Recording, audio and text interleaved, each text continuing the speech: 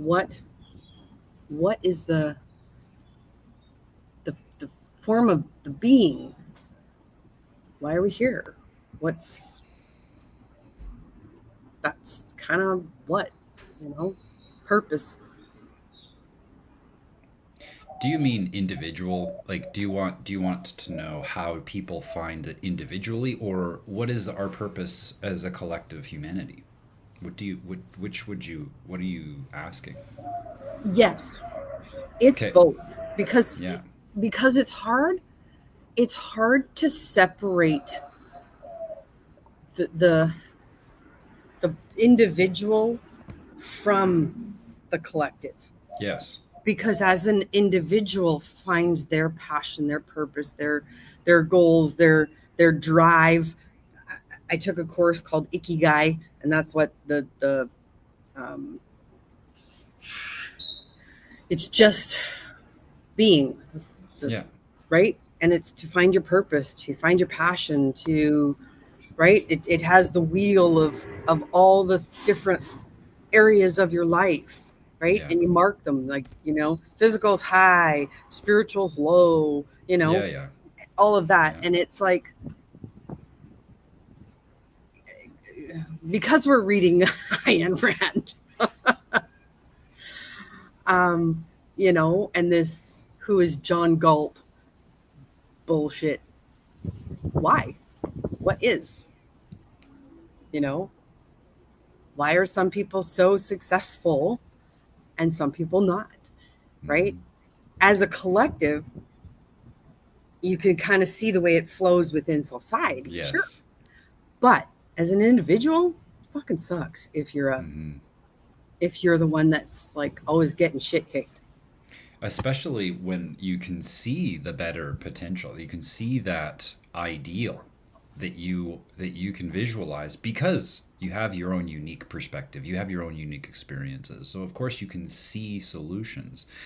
And the difficult thing is recognizing that until it's like you're the only one that can't move against the machine,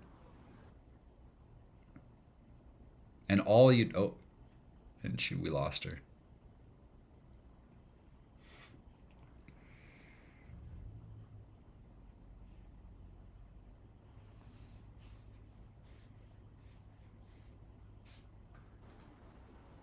There we go.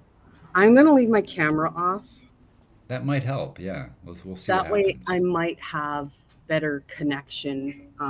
Not sure. I'm in Mexico, anybody who's listening, and welcome to Mexico Internet. Yeah,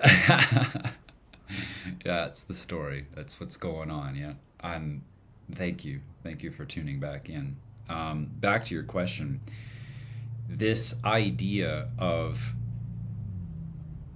this idea of directionlessness, this feeling of directionlessness that the world has right now is a macrocosm of the micro effects of us, we as individuals, not finding our purpose in our own direction. I completely agree. I wouldn't call this my expertise, my field of expertise. I know some basics.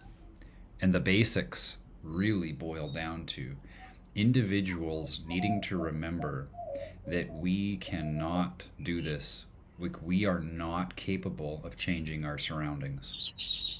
There's a proverb, actually, the Chinese proverb, that goes about a young general who wants to change all of his country.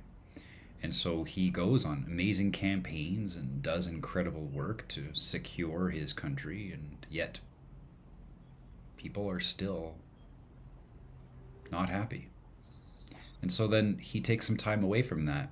After doing that for a few years, he realizes that there's something else he can do. Maybe instead of focusing so much on the whole country, maybe he can just focus on his province. And so he became a governor and ended up trying to help his province. But even after trying to help them change, he realized that that wasn't working. Didn't happen. People didn't change.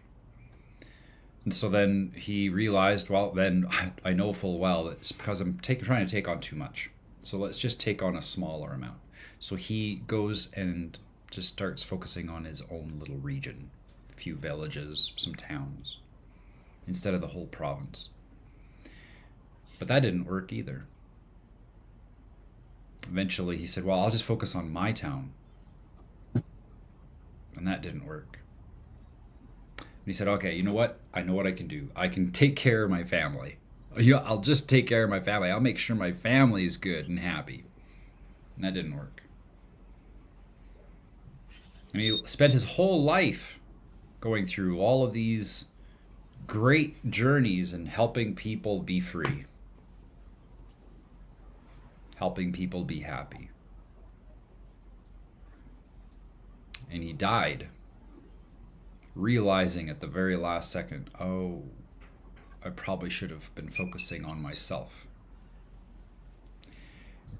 And the purpose of that proverb is to show people there is no change to your outer world until there's change in your inner world. And purpose and direction are something that we've lost. And the reason why is because we've been conditioned to believe that in order for us to have a good, healthy, abundant, fulfilling life, that it must be in servitude of someone else's purpose. You know, get yourself a good job, get yourself a good education. Why? So you could be a contributing member of society. Get yourself, go and be a contributing member of society. That's the program. And so then we have this mentality that in order for us to fulfill our purpose, in order for us to live our dreams, we've got to learn how to do something that is employable. And that is why we've been drawn away from our purpose. Our purpose is not dependent, it's not even contingent on what other people need. It's nice when you can have your purpose align with what people need, but most of the time people don't even have a clue they need it. Now, when it comes to finding one's purpose, the process is actually quite similar to how a large number of people would come to find their purpose as well. It's the little steps, the daily steps that look a lot different. Within community, you'll gather, typically at least once a week. For yourself, you need to become solid. You have to find solitude. You have to be alone. And it's in the listening to yourself when you're alone. If you can get comfortable with the silence of yourself, there's a special power in that. It really is. And you can see it. You can see it in some people when you meet them on the streets. They have a sense of calm and peace about them that seems unshakable. It's because they are aligned with their purpose. They might not be living it. You can meet people who are not living their purpose, but they're aligned with their purpose. They have a clarity of what it is that they're supposed to be doing with their lives because they are able to look outside of the stories that they've told themselves of who they are. And they can look at themselves from another perspective. They can flip the script, so to speak. The story that we tell ourselves is usually not what happened. I'll give you an example. One of the things that I learned very young in life was that I wasn't allowed to have fun. Now, is that true? No, I made that up myself. But the reason I made that up was because I had to survive a very hostile environment. When I was 4 years old, it was April 1st. I was 4 years old. So this would have been April 1st, 1985. And in that morning, I had planned it out. My mom and I actually co-conspired to play an April Fool's joke on my dad. And so early in the morning, as my dad was getting ready for work, I jumped up onto the couch and looked outside. And I said, there's a moose. Of course, there was no moose. But I had to exclaim that there was a moose because I knew I was gonna get this April Fool's joke. And for a 4-year-old, I mean, this is this is big. Like, this is a huge thing. So I was so excited. Well, he was getting his boots on, getting ready for work, and he threw them off and he started running through the house, coming back through the living room to stand next to the couch and look with me at this wonderful moose. And I was shaking. I was so excited. And he came in and looked around, and I just started laughing so hard. I thought it was the funniest thing ever, that it actually worked and that I could do this, that I was allowed to do it. It was April Fool's. What a fantastic experience for a 4-year-old. Well, and of course he said, "Oh, you got me. I'll get you back." And boy, did he ever get me back. So later on that night, long after I'd forgotten I'd even done it, I was just bathing, nice warm bath. And one of the things I did when I was very young, when I was 4 years old, is that I would just slide my body in the tub and make waves, right? And so I was doing that, just having a great time in the comfort of my home, safe and sound. Well, all of a sudden, I heard yelling and screaming, bloody murder, that the house was on fire.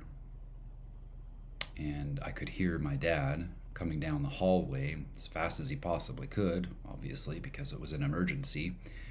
But inside, I was frozen. And I can even remember just completely freezing inside, but then looking down at my body, and I was thrashing because I was 4 years old and I didn't know what to do.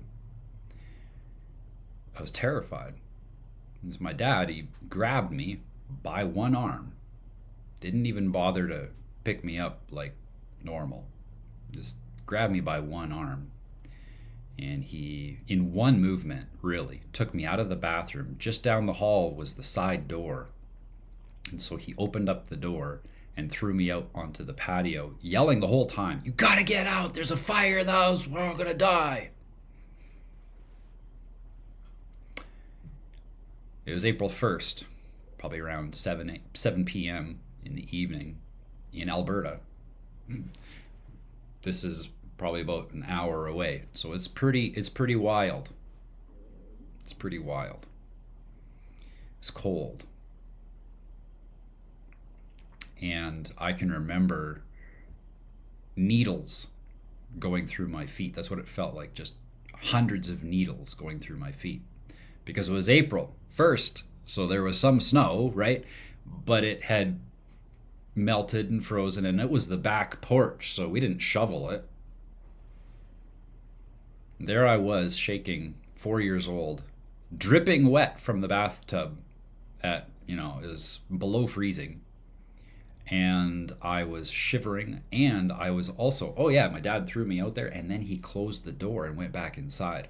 And so I was standing there, and I blacked out, but I remember as I was there thinking to myself as a 4-year-old, I'm going to starve or shiver to death out here, and my parents are dying in the house, engulfed in flames. That was my reality.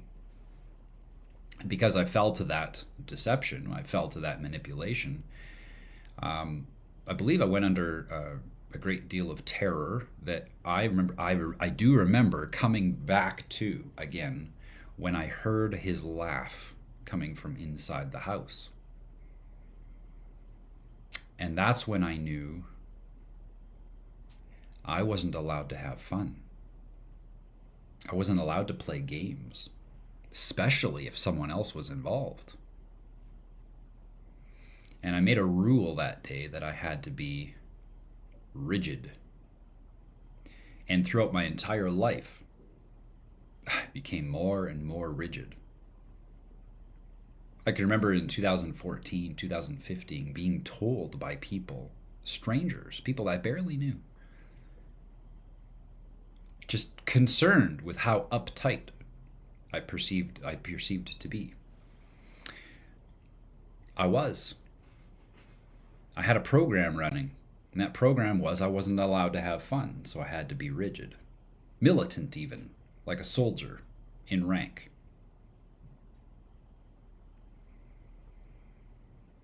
That was the program that I had. And so I stifled myself from living my purpose. It eked out a few times throughout my life. There were specific moments, and this is key. I'm telling this story. I am not speaking, I'm not mincing words here. I'm telling a long story, but there is absolutely nothing about this that needs to be missed or should be glazed over.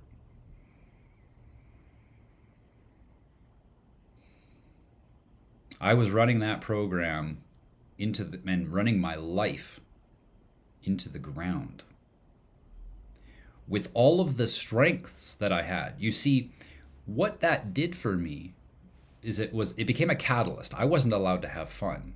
Later on in life, I started to figure out, I was allowed to have fun, but it had to be within the parameters that were the house rules.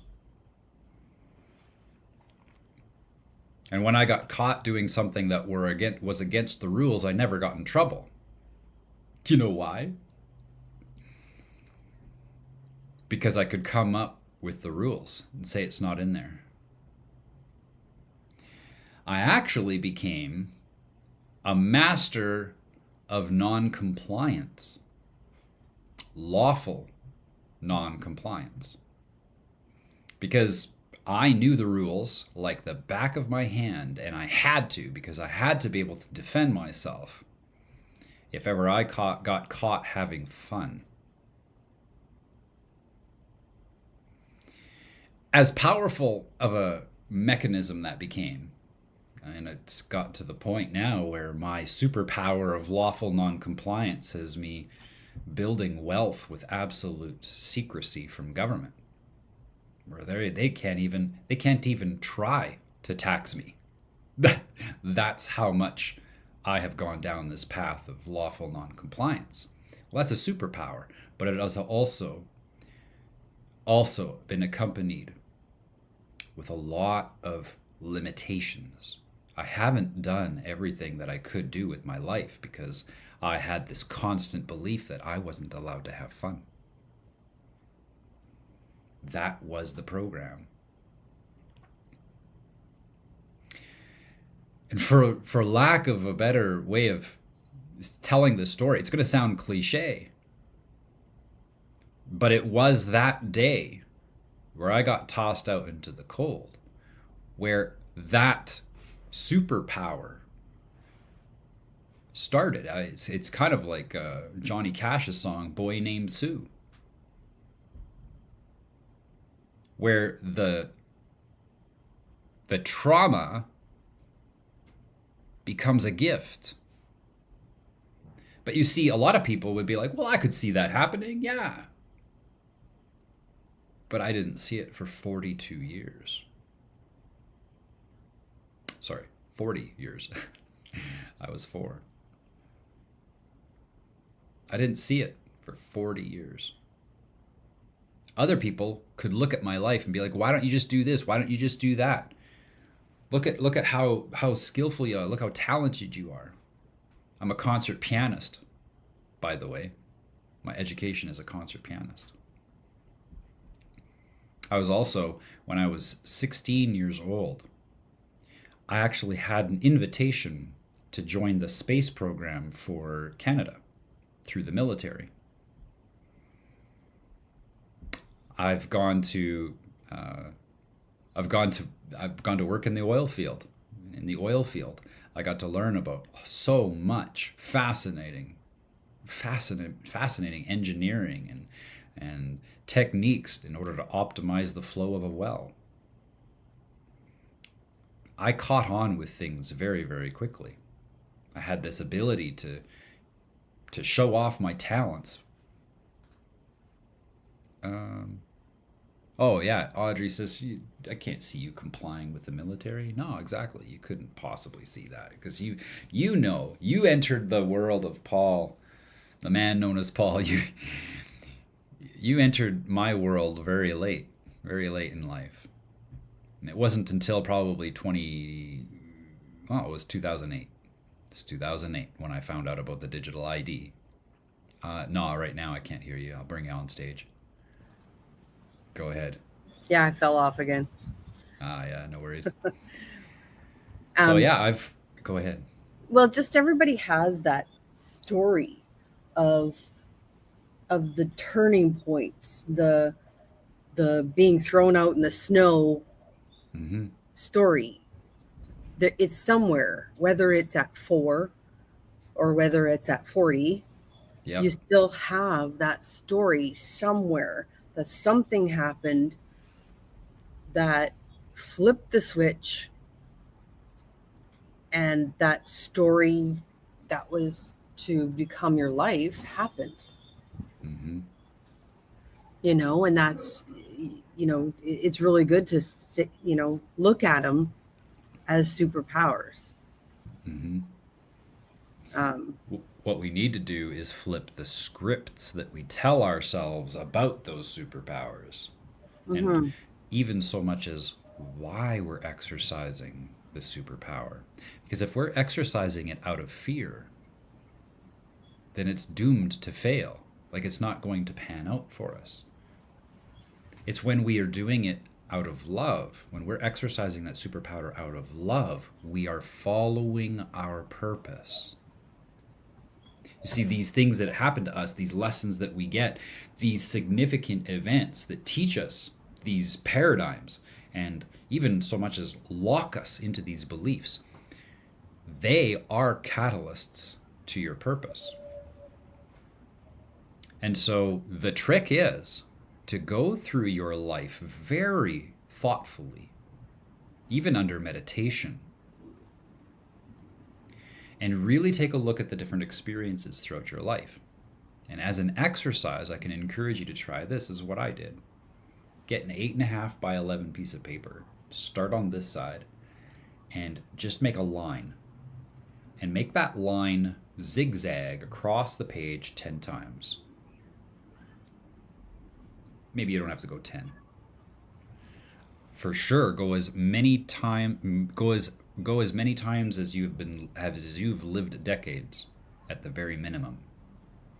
I say 10 because normally speaking, we have a life span between 70 to 100, depending on how healthy you are. And so you want to make that many lines. Each line that goes across the page represents 1 decade of your life. And just have that piece of paper laying out on your desk, somewhere close by. And what you'll do is that you'll, every once in a while, come up with a memory of something that happened. Like for me, I have that memory of when I was teaching in Army cadets, and I was taking an exam myself to further my own competency. And I, against all odds, I'm not going to tell the whole story, but there was no reason why I should have got such a high mark except for the fact that I worked so hard. Most other kids that were getting the marks that I did, they actually had extracurricular training that they had partaken, probably twice as much training as I had had. But I dedicated myself to my interests, and I scored very high on that exam. In fact, I was in the 98th percentile across Canada. And I got the attention of the military. They wanted me to enter their space program. And that's just only because I was 16 years old, showing off my light, showing off my strengths. Well, that was what I call a flow moment, something where everything just worked out. I was in flow in my life. And it's in that state of flow that we get the clues to what we should be doing with our lives. Now, obviously, I was not supposed to be going into the military, and I'm very grateful for the fact that my parents were so overbearing and protective that they wouldn't let me. Because I still had that experience. And so that experience, I go and I make a dot on that line. And that one's on the second line because I went through 10 years already, and it was right around the time I was 15, 16 years old when I was at the peak of that experience. And so that became a marker in my life, almost like a bookmark, something to really pay attention to and sit with the strengths that you gained from that experience. And so you make a mark. You keep that piece of paper on your desk, keep it by your side, because you're going to come up with a lot of different things. Sometimes they might be terrible experiences, like for instance when I was 4. That was a terrible experience. We call that shadow. That was a shadow in my life. I didn't want to even look at it because I couldn't tell what was in it. But we have to remember something about shadows. Shadows are simply evidence of light shining and being obscured by something else. It's all a shadow is. So the light was shining that day when I was 4, shivering with needles going into the bottoms of my feet, as I was believing that my parents were dying, being burnt alive in the house. There was light shining that day. I chose to focus on the shadow. So this is where we get into this idea of flipping the script. You see, we need to simply recognize that every one of these experiences, whether they're good experiences or bad experiences, they are simply lessons. That's all they are, just lessons. And the only important question that you need to be asking yourself with any of those lessons is, what did I learn? And from the lesson, where do I go from here? You're going to notice as you add these different experiences onto that page, you're going to start to notice patterns. Those patterns are what you need to really get clear on. Sit with them, write them out, give them some words, talk about it with someone else. One of the reasons why I started Next Gen Merchants specifically was originally to have a mastermind where we could bounce ideas off each other. Hey, I remember doing this thing with my life and I couldn't figure out what place it had, what role it had. If I share with you this experience, maybe you can see it from your perspective, what that experience could mean for me. I would love to have that kind of a mastermind once a week. And that was, and that there is the trick, is to really dive into the themes behind all these experiences that you end up writing out onto that timeline. That's the key. Once you see the themes, then you can start to recognize things that are before you now, kind of like on your plate or under your nose, that are present for you to live fully and in full alignment with your purpose. Because you'll see the patterns of how that has been presented in your life for you as a collection of lessons. And all of the wisdom that you gain from those lessons, and they're extremes too, aren't they? They are extreme lessons. Those extremes are the what the wisdom that we gain from those extremes is what allows us to step forward in the present moment with clarity, focus, alacrity.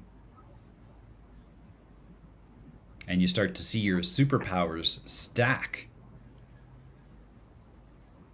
And you are able to accomplish things that other people look at your life and say, how on earth did you do all that? And when one does that as an individual, it becomes infectious. It's something that as you do, people look at you and they see all of this amazing stuff you do with your life and how happy you are. And they might not have an interest in doing the same things as you. You'll definitely get those fans though. But they will ask you, how is it that you have accomplished all that you've accomplished?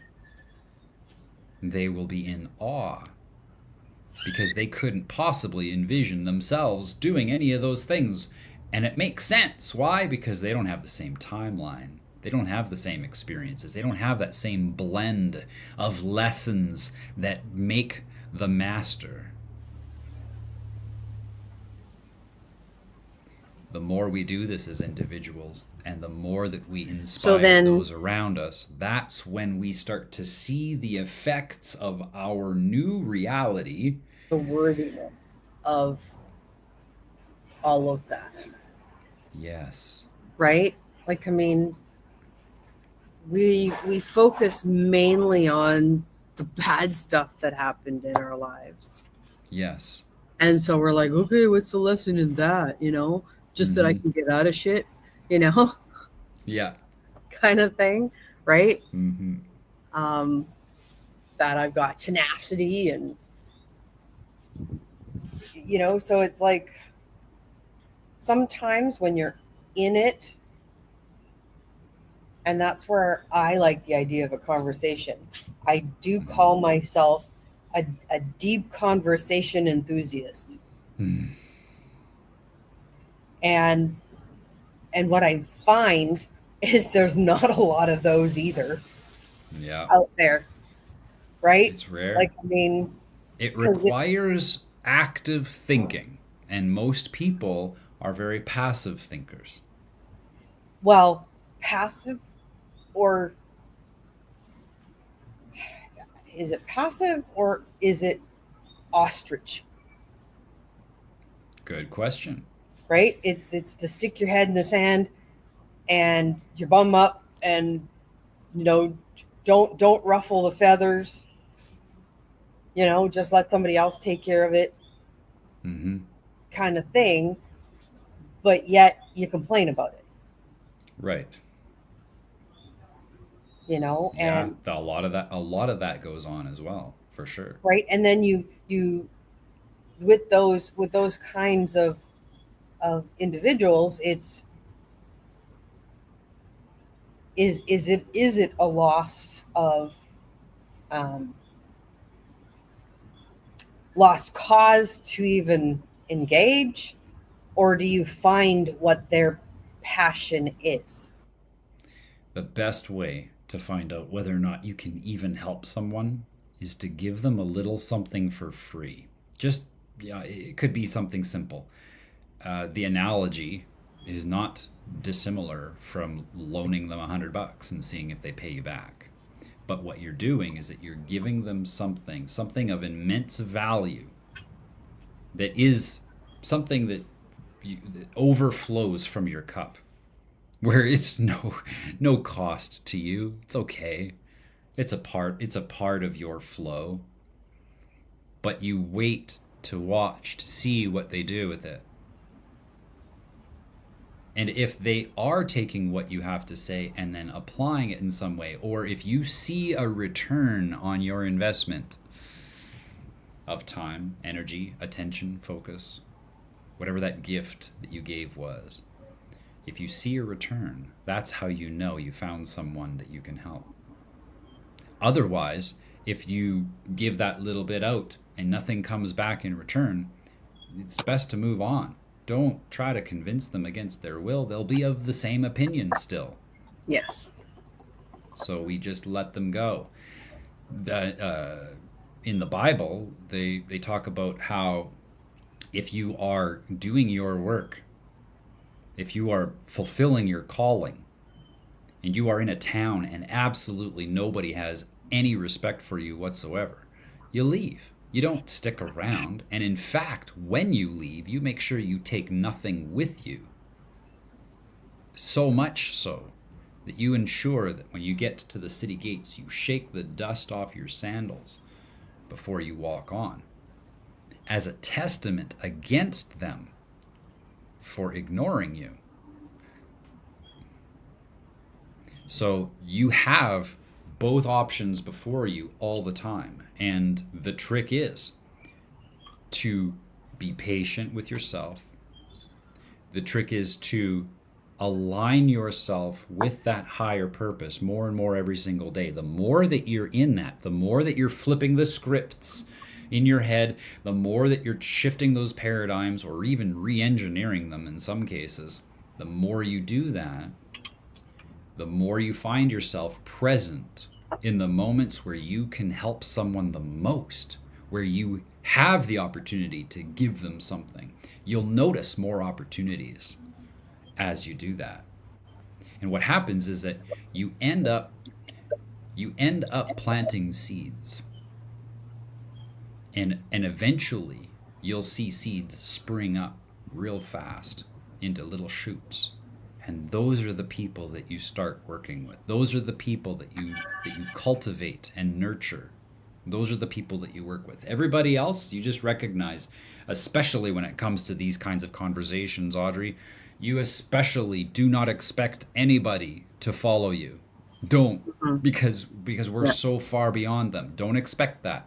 If you Yeah. have that expectation, then when they don't meet it, you feel frustrated. And I've dealt with that since 2011 when I Mhm. started teaching people about gold and silver because I felt like no one was listening to me.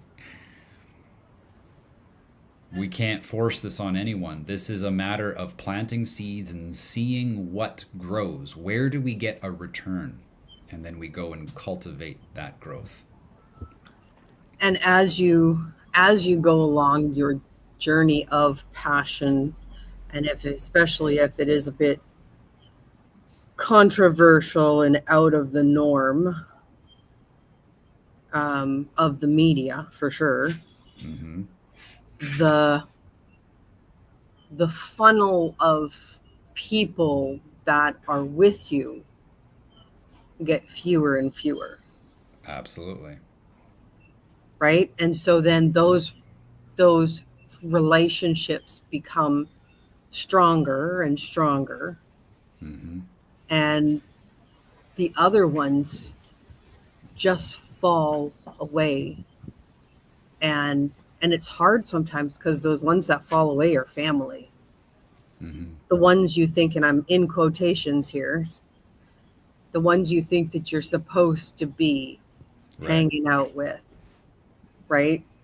On a, the ones you're supposed to be helping, um, the ones you're Yeah. supposed to be growing together with, right? And I think that's a lot of times the hard part is that we see our loved ones, in quotations again, our loved ones that are are not of the same mindset and get angry Mm-hmm. at your growth and what you know and how you're doing it.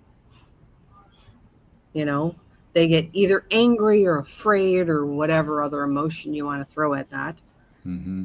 right? And so then it gets hard. It gets harder the further you go. And so that Yes. purpose, right? I think that's why I'm asking about the purpose right now, because I know I am, in quotations again, alienating Mm-hmm. friends and family with what I'm doing at the moment. Mm-hmm. They don't understand, and I think that's part of the process is people don't understand what you're And doing sometimes. part of the process is recognizing that if you're attached to them understanding, it will hold you back from Hmm. slingshotting forward through your purpose. Yeah. Yeah. And that whole looking for fulfillment, happiness, it will be stifled as well. Like Yes. you won't be satisfied or happy or joyful for what you're doing if you're holding on to that past and those people that you're like, oh my god, but they're my son or they're my daughter, or They're my husband, or they're my wife, or you know they're my mother, right? It's like love them for where they're at. For me, it's love them for where they're at, and have those conversations that are at their level, plant those little bit of seeds, Mm-hmm. and then leave it. Somebody else may have to water it, somebody else may have to Yes. fertilize it, and just you can still have hope, though. You can have hope that someone will come along and fertilize the seeds and water the seeds that you have left. And see, when you describe hope like that, I call that faith. So hope and faith are different. Hope and faith, well, faith is the substance of things hoped for and the evidence of things unseen. So when you are going and saying hope, to me, when I hear the word hope, it's like, I hope that works out, right? Or I don't know, I hope I make it home okay, on this drive home. Whereas with faith, well, you can advance that hope to faith. But the trick is with the faith is to be able to see it in your mind's eye before it appears. And so when you're planting these seeds, you see in your mind's eye the future of how this seed may germinate, or how someone else may continue the cultivation after you're gone. And then sometimes that's just the purpose, And that is sometimes is the planting purpose. is planting those seeds. Yep. Because I know for me, I've been silenced during the pandemic. Mm-hmm. It put me into a solitude that I'm aching to get out of it. And I'm Mm-hmm. like, and I was just saying this morning to my friend that I am a hermit right now. Yeah. And I know I'm an introvert and an extrovert, but I've been an introvert since the pandemic. And I'm Mm-hmm. like craving getting out, but it's also the what I'm doing and what I'm saying are not the norm. And so it's the backlash, I think, that keeps me in this hermit form. And I know I want to break out. It's just how? Where? You're So, practicing right now. You're doing it right now. mhm, Yeah. right? And I guess it's the same in, like, I look at the SA groups and I'm like, since I kind of met you, I've known, and I guess it's this knowing as well. That's one of my superpowers. Is like, yeah, I know you're an asshole. Oh, you're Right. not. You Yeah. know, Yeah. I know what you're saying is true. I know you're blowing that out of your ass. You know, kind of thing. And I look at these SA groups, and I'm like, dudes, you're still in the system that ain't working. Mm-hmm. You're fighting a fight that's killing you and isn't worth it. That and the quantum grammar stuff. Oh yeah. Like, I, I, I know, not just I feel, I know that it's simple. Simple. I am, like you say, man known as Paul. I'm the Audrey known as woman known as Audrey. Mm-hmm. And do you have jurisdiction over me? Well, no. Okay. Now what? So you don't Now have what? jurisdiction over me. Now what? And you ask them that question, and then they're like, so I'm free to go, you know, or we can do business together. right? Mm-hmm. Or, right? It's that whole simplicity. That's how simple it is. You don't have to, write your name in a certain way, and all of that. Like, I mean, That's even right. freaking cap letters, it just means I'm yelling. Get over it. you know? I know. It doesn't mean, even that, it doesn't mean I'm the straw man or I'm not the straw man. Right. Just means I'm Audrey in caps. Mm-hmm. Now, to somebody else, Audrey in caps means I'm in a corporation. Right. Good for you. That's in your world. Um, Yep. Kate from, she's from England. Anyway, she's kind of a hilarious woman. But they ask her how many genders there are, and she says two. And he's like, she's man, woman. But the guy says, well, what if they identify as something else? Well, she says, that's okay. If you want to live in a delusional world, I'm not going to be Yeah. in that delusional world. Let the deceived be deceived. Yes. So for me, it's like, you go ahead and do you. I'll do Yep. me. Leave me the heck alone. If I'm not causing harm, loss, or damage, that's it. Leave me That's alone. all. That's all there is. That's right there, the big linchpin. A lot of people think that the law has something to do with what's legislated, and it doesn't. In fact, the law is never written. Laws are observed.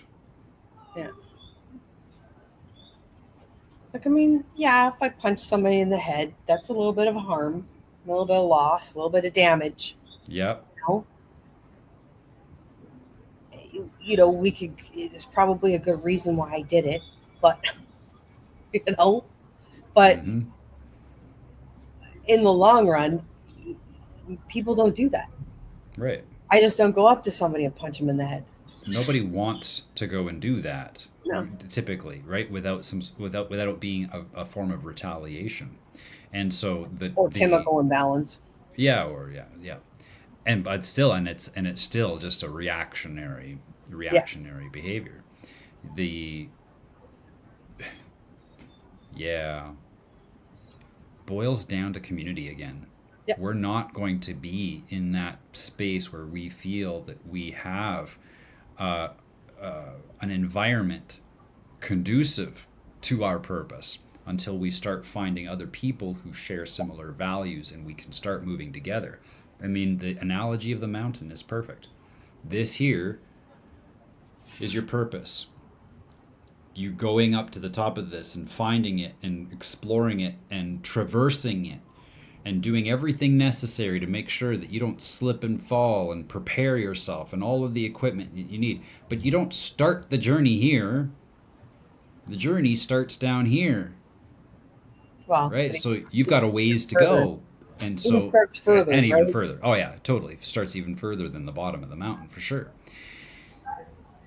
As you're going up this mountain, there's less and less people. Why? Because it gets harder and harder and harder. But the way to get there is with a group. If you're going by yourself, yeah, you might go fast, but you're not going to get very far. Because you're going to By lose go faith. Right.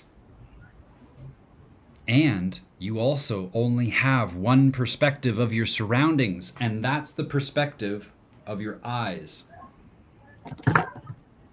That's it. That's the only perspective you have. And so it helps when you have community because now you've got 2, 3, 5, 7, 10 different perspectives.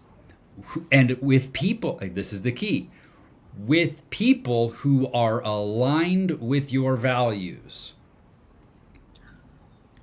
And now you have that environment in which your purpose begins to shine and you see more immediate effects of it. And so then you're practicing with a lot more tangible results that you can see as a result of your practice, and you can make adjustments a lot faster. Why? Because You're working together as a group as you go up up this mountain. So I have a question within that. Yeah. It's the values. Hmm. A lot of people just going through life and not even knowing what their values are, That's right. right? So it's even going through the silence of who you are and finding out what your values are. And I can see that within that piece of paper where you have the squiggly lines and you're figuring out, you find out where your values are, Yeah. right? And and that's the other thing I have a little bit of struggle with, I feel, in my relationships with other people, is that I know my values aren't going to be exactly the same as that other person. Right. Like, I believe our values are close, Hmm. but then there's things that you may do that I may go, "Whoa," or Right. I may do that you may go, "Whoa, you're doing that." That's that, and it pushes your value. You know what I'm saying? Hmm.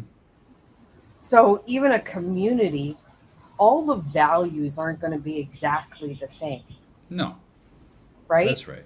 That's So right. there is always a little bit of give and take and Hmm. non-judgment within there about other people's values, Indeed. right?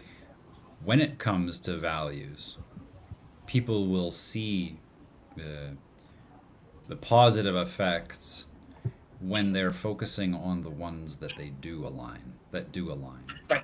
If we end up getting into the trap, and it's easy to fall into, we get into the trap of focusing on the values that they don't have aligned with who we are and what we're working on. That can be problematic, especially if the community does have someone within it that isn't aligned or is behaving in such a way that manipulates people from pursuing their purpose.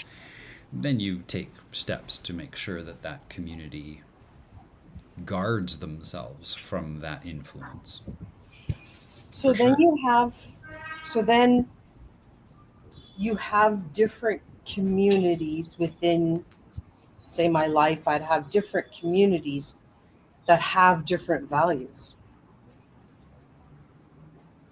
So I may have one for the freedom community, right?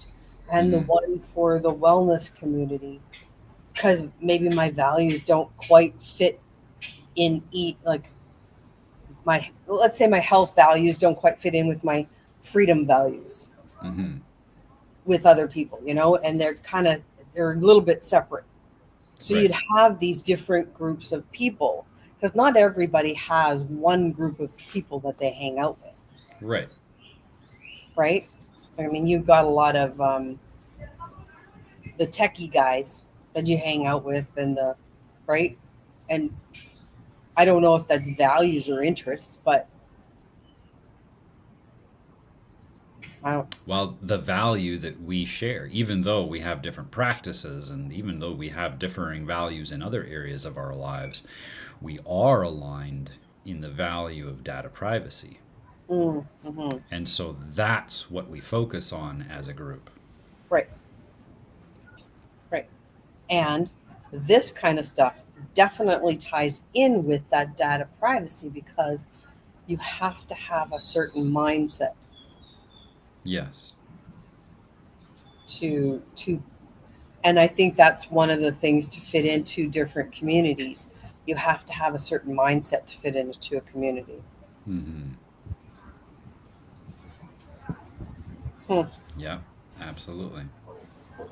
And again, coming back to the the origin of this conversation, to the degree that you find that peace within yourself and to the degree that you begin aligning values with yourself and to the degree that you stop or at least minimize the manipulation you give yourself.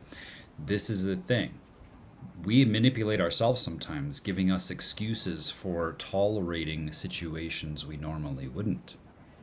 Right? So that becomes another aspect. To the degree that we stop the influencing, the manipulation tactics, guard ourselves from it, both outside and internally. That is where the purpose starts to shine more, where we're in an environment where that purpose is more visible. And it's this work that it's the work that happens inside you first, to flip those scripts, to change the legal fiction that you've been regimented your whole life to obey. Those are the tricks as an individual to cultivate that allow you to recognize the growth and strength and values of others. It always comes back to, if we're going to be free, we have to start here. If we as individuals are not free, how on earth can we expect to build a free nation? And that's not only free physically, that's free in your mind. Yes. Mm-hmm. Yes. Because it has to be in your mind first to be physical. It has to be. It will not manifest in your outer world until it is in your inner. It's kind of like, oh, you have to regulate that. The government has to be in that. Yeah. Why? You know, that's because that's the core belief. That's that Yes. that's that permeating belief that in order for this society to function, we need government. And it's like, no. Take a look at nature. Look at how it functions. Very well. We don't need much more for lessons on how to function well within nature. Yeah. So we live by its laws, not the legislations. Yes. Yeah. The man-made controlling. The legal fiction, because the legal fiction that we talk about, you know, that is literally abhorrent many times to natural law. Mm-hmm. That's the same type of thing that we're doing to ourselves, like what I did after I got tossed out into the cold, shivering cold. Mm-hmm. I made the legal fiction, I legislated that day that I wasn't allowed to have fun. And that if I did, no one could know about it. Yeah. That was my legal fiction, and I let that run my whole life. Flipping the script to recognize, oh, wait a second. No. What I learned that day was lawful non-compliance. Yes. That changes everything. Now the whole legal fiction changes too. Oh, I am allowed to have fun. Mm-hmm.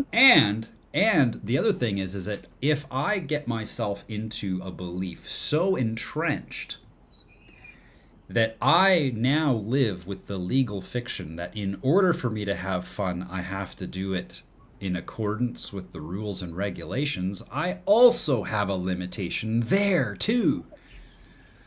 Because the truth of the matter is, freedom of expression is an unalienable right, meaning it can't be given or taken except by my own consent. And so then I say, I will have fun, but it's going to be in lawful non-compliance. Well, now I'm putting a box around my expression. And that is my consent to be governed. I'm being governed by my own belief that lawful non-compliance is the only way I'm allowed to have fun. I leaves a lot of leeway, Paul. Cool. So yeah, that's that. Does that help? I like this kind of conversation too. I told you I'm an advocate for deep discussions. So I've got lots of them. So if anybody wants to talk about deep discussions, let's do it. Yeah, absolutely. And folks, for those of you tuning in, That mountain can be, this one here is pretty easy. But sometimes you do need to travel with others. And if you would like to be a part of a community that will align with what it is that you want to do with yourself. We want to see you succeed. We want to see your purpose fulfilled. We want to see you prosper. We want to see you become leaders within your community so that together we can build a nation on our own terms, free from all tyranny, especially the tyranny within. Then I invite you to join. I'm going to pop the link up here. manknownasppaul.com/connect. On there, you can connect with us on Telegram. You can follow me on YouTube. You can also connect with me on X. But if there's something that is really pressing on your mind, and you can think to yourself, man, I really wish that I could just get this off the ground, or I really wish that I knew how to shelter my wealth against the oncoming recession. Even your poverty. And even if you're in poverty, even if you got the $200. Yep. Exactly. That's where I started. Yeah. We do have people within Next Gen Merchants who even started 3 years ago with nothing. And they just came in because they wanted to help out. And within a year, their lives have completely turned around and changed. Transformed even. As a result of being a part of this community. If that's something that you think might benefit you, if you would like to have an interruption in your life, then definitely connect with me. We'll meet up for half an hour. We'll go over where you're at right now and what your goals are. And I will show you from the plethora of opportunities that are vast across this horizon. The opportunities are so amazing. I want to show you what they are. I want to show you what possibilities exist as we go forward into this future, because it is, quite frankly, remarkable. We are at the dawn of a new era. I know that term gets thrown around a lot, and it sounds like, we're doing some sort of one world government thing, but it's the truth. Humanity is coming to the brink of a new comprehension of who they are. And for some people, this is going to be very traumatizing, because they're not going to have a context in which they can live without being able to visualize who they are in such a context. This meeting here, we can discover what that context looks like for you, so that you can start finding that clarity and movement towards what it is that you're supposed to be doing with all of this wonderful thing you call life. So we'll meet up for half an hour. We'll talk about what opportunities are out there, which ones you feel most gravitated towards, and I'll even give you an action plan to start working on it. When you're done this call, after we meet up, when you're done that call, the last thing I want is for you to think of whether or not you want to join some other $2,500 guru. It's not what I want. When we're done that call, I want you to be equipped to go and take action, affirmative action within your life, so that you can experience the transformation that's coming more fully and permeate through and have it permeate throughout your entire life in every area. That's what I want. And so that is the purpose of that call, if you were to book me on that page. Now, if you'd like to, you don't have to do that. On that page, on this /connect, there's also a page to join us in the trade room every morning. So if you don't want to just watch on YouTube and you don't want to just watch on X, you can actually tune in and actually be inside our little inner circle here. So you can do that right through that link. If you have any questions, feel free to reach out to me, leave a comment. And I look forward to, tomorrow, market analysis tomorrow.